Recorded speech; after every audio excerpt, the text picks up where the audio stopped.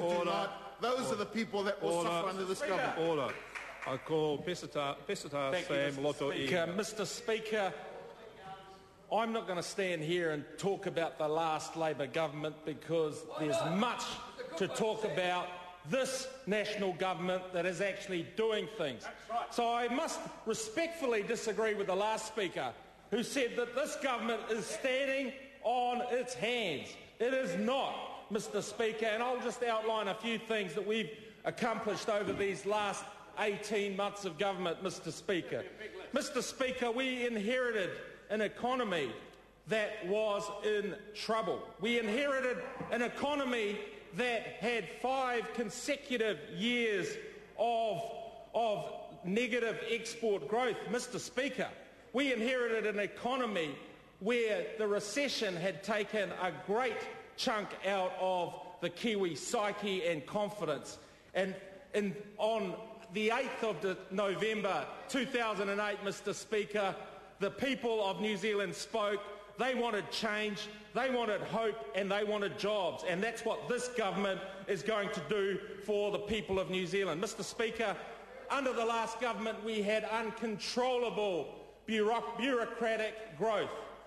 Government spending doubled in the 9 years of the Labor government, and some of the outcomes actually went backwards in a number of areas, Mr. Speaker.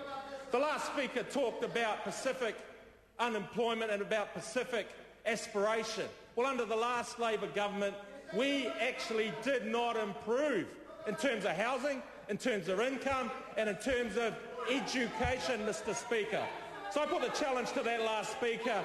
Before they want to throw the barbs, take a hard look at the record of the last Labor government. Mr. Speaker, this government has capped core bureaucracy. $2 billion, Mr. Speaker, has gone towards the front line. What does it mean? What does it mean? Every day it means more police, more nurses, more doctors. And that's what the people of New Zealand demanded, and that's what this government is delivering to the people of New Zealand. Mr. Speaker, billions of dollars are going into critical infrastructure in this country. Billions of dollars.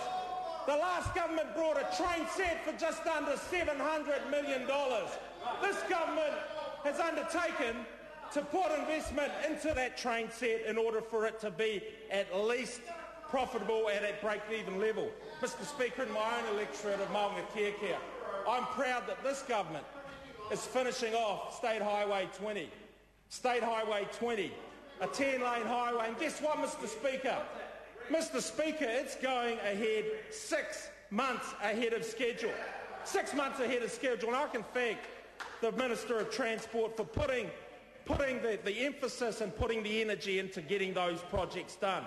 Mr. Speaker, I stand next to the Minister of Housing. The Minister of Housing who put $53 million into the Tamaki Transformation Project. $53 million, because this Minister of Housing believes in the people of Tamaki and Maunga-Kia, believes that those investments in the so-called poorer people that the last few speakers have referred to, we believe we have an obligation to look after those people through their housing means. Mr. Speaker, last year we had a $500 million relief package to make life simpler for small businesses.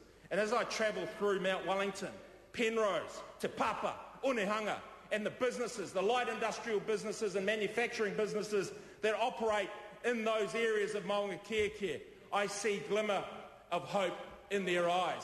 They are. Mr. Speaker, the manufacturing numbers and the primary agricultural numbers in this latest report, the Financial Stability Report of the Reserve Bank that was released this morning, do not lie. The economy is now expanding under this government.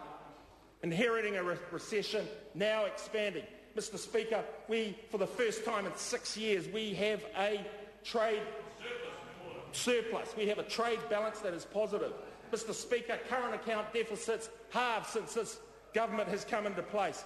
And that, Mr. Speaker, is the only way this country is going to get out of the situation that we inherited as a national government. Mr. Speaker, this government has also reformed the RMA processes.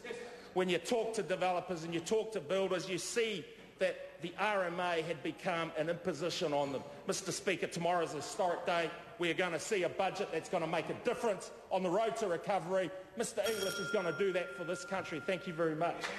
Members, the time for this debate has expired. And I call on Government